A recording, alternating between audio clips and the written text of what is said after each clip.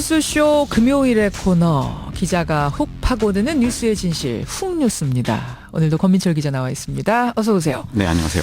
오늘은 어떤 문제 속으로 좀 훅 들어가 볼까요? 네, 오늘 주제 청취자분들 관심이 클 것 같습니다. 바로 이겁니다.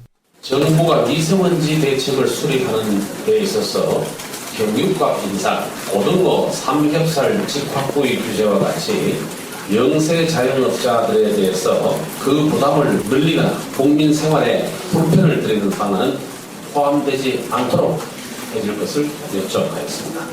예, 새누리당 김광림 정책위 의장 목소리네요. 네, 어제 미세먼지 대책 당정협의 직후 브리핑 내용인데요. 예. 오늘은 정부 종합대책이 나온다고 하고요. 새누리당이 결국에 경유값 인상에 반대하면서 이 환경부의 경유값 인상 구상은 실패로 끝날 공산이 커졌습니다.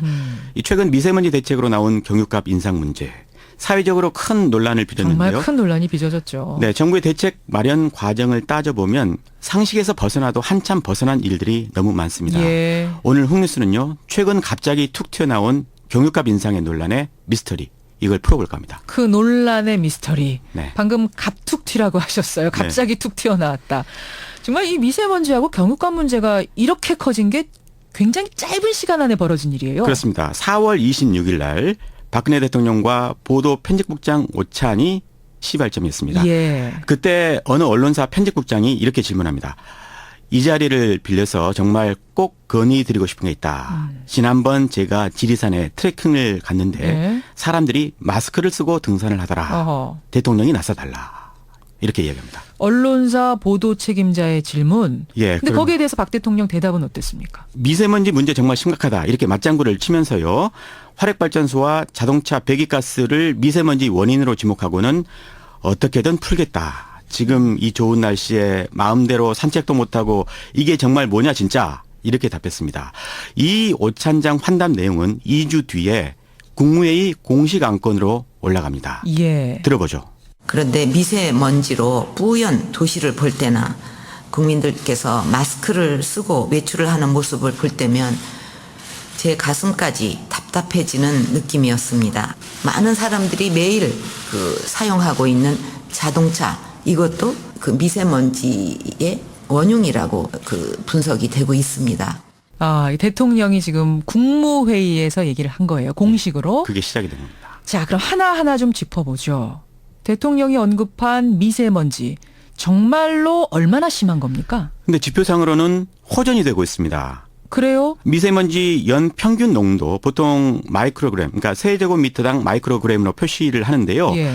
이 수치가 갈수록 낮아지고 있습니다. 2002년 76에서 작년에 46으로 꾸준히 떨어지고 있습니다. 아니, 근데 올해만 생각해도, 그냥 언뜻 생각해도 많지 않았어요? 올 들어서 서울 지역에 100 마이크로그램 이상 고농도의 미세먼지가 나타난 날이 예. 5일이었습니다. 예, 닷새였어요.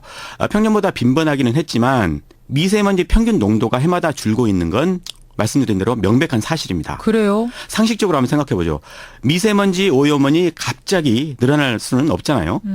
요새 경유차 이야기도 하는데 하루아침에 경유차가 수십만 대 늘어날 수도 없는 거 아닙니까? 그러면 어쩔 때는 확 늘었다가 어쩔 때는 확 줄고 그러는 겁니까? 이번 주 초에도 미세먼지가 많았다가 예, 또 예. 후반부에는 화창했죠. 오늘도 그랬어요. 그렇고요.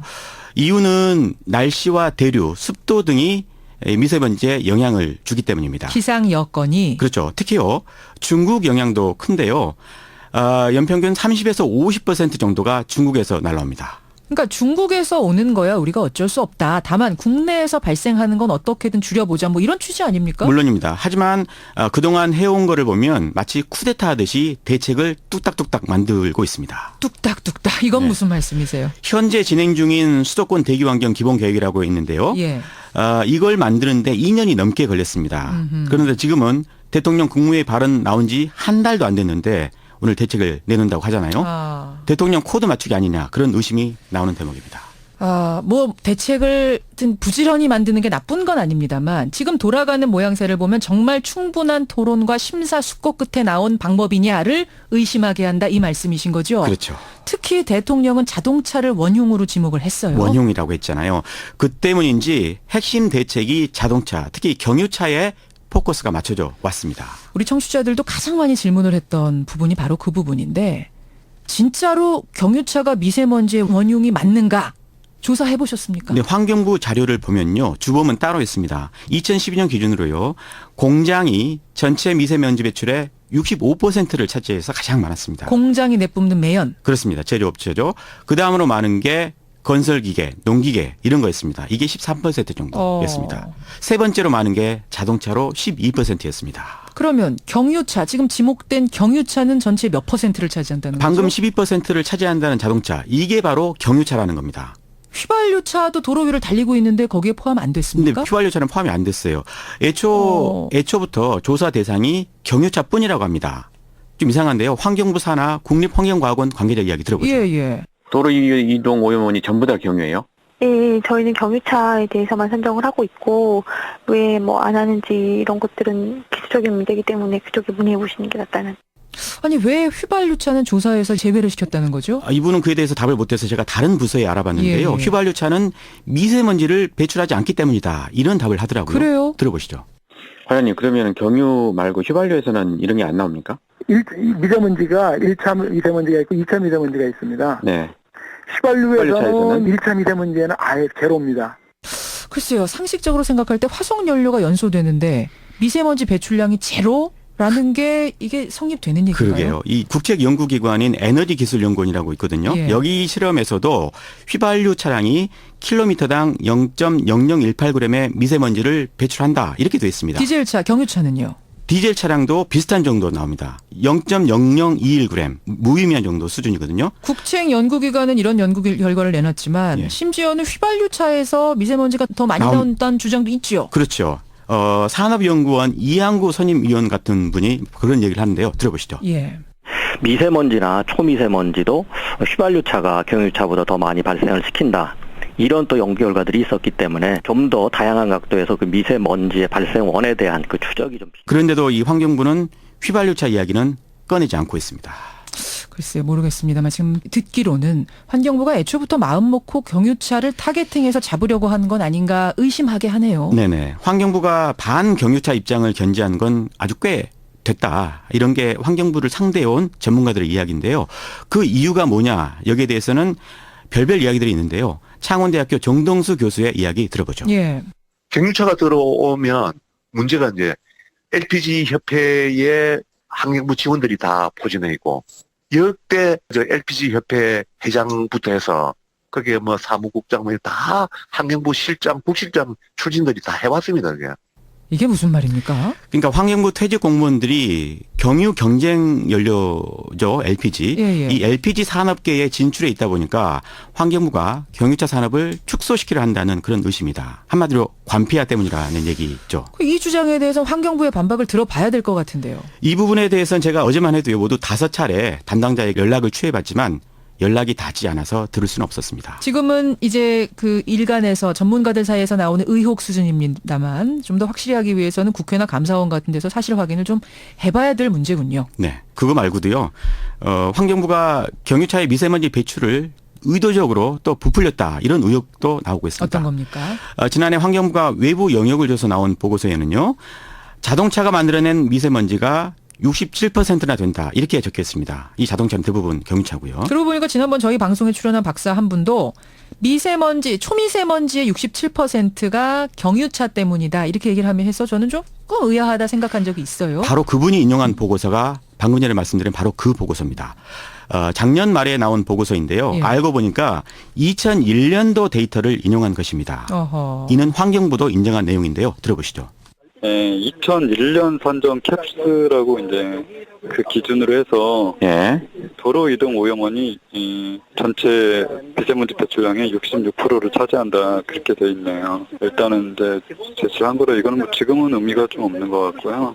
네, 2001년이면 경유차 배기가스 규제가 없었던 그런 시절이거든요. 그러네요. 그 시절의 데이터를 가지고 오늘날 경유차가 미세먼지 주범이다 이렇게 주장을 하고 있는 사실은 거죠. 67%라는 그 수치가 모든 언론에서 다 이용을 했거든요. 네. 그러면서 심각하다라는 얘기가 나왔었는데 이제 이게 틀렸다. 어떻게 보면 이제 상황이 좀 묘하게 호도되고 있는 느낌입니다. 만약에 이 경유차가 주범이라면요. 우리보다 수십 년 먼저 경유차를 타온 유럽도요. 미세먼지 때문에 고통을 받아야 정상이겠죠. 그러고 보니까 유럽 공기는 실제로 어떤지 궁금하네요. 파리, 런던의 경우는요. 서울 미세먼지 농도의 3분의 1에서 2분의 1 수준밖에 안 됩니다. 어허. 근데 일부 보도를 보면 유럽에서도 지금 경유차를 줄이는 방향으로 간다 이러지 않았습니까? 그런 기류가 있는 건 사실입니다. 예. 하지만 배출이 상대적으로 많은 노후 경유차들이 그 오래된 대상입니다. 경유차들. 네, 그렇습니다. 유로는요. 유럽연합이 경유차 배출가스 규제를 위해서 도입한 기준인데요. 예. 92년도에 유로 1으로 시작을 해서 차츰 강화돼서 지금은 유로 6가 시행 중입니다. 우리도 유로 기준을 2005년에 도입을 했고요. 그러니까 2005년에 도입했으니까 그 이전에 나온 오래된 경유차들은 그 배출 규제에서 빠진 거네요. 그렇죠. 2005년 이전에 생산된 경유차 가운데 지금도 굴러다니는 차량이 410만 대 정도 됩니다. 예. 이들 노후 차량은요. 킬로미터당 4,000g에서 많게는 9,000g의 미세먼지를 배출합니다. 그래요. 이거 실감이 안 가는 숫자네요. 얼마나 되는 양이죠? 유로 6 경유차 11만 대가 배출하는 미세먼지 양과 같습니다. 그러니까 새로 만들어진 경유차 11만 대가 배출하는 것과 같다. 네. 와, 그래요. 그러면은 신차 몇십만 대 단속하는 것보다 노후 차량 몇 대 단속하는 게 더 효과적이라는 얘기네요. 그렇겠죠. 수도권 운행 중인 노후 경유 차량은요. 모두 배출가스 저감 장치라는 걸 달아야 합니다. 예. 그 대상이 100만 대인데 절반은 아직도 달지 않고 운행을 하고 있습니다. 어허. 미세먼지 대책이 어디서 구멍이 났는지 이제 좀 보이시죠? 그러네요. 예. 그동안 우리 정부 사실은 지구 온난화를 막기 위해서 연비 좋은 경유차 타라, CO2 덜 나오는 경유차 타라 이렇게 권장을 해오다가 어느 날 갑자기 경유차 운전자를 미세먼지의 주범이라고 몰아세우니까 반발 여론이 높을 수밖에 없었던 겁니다. 환경부가 오늘 부처 협의를 통해서 미세먼지 대책을 내놓는다고 합니다. 부디 모두가 공감할 만한 현실성 있는 대책이 마련되기를 기대해보죠. 권민철 기자 수고하셨습니다. 네, 고맙습니다. 훅 뉴스였습니다.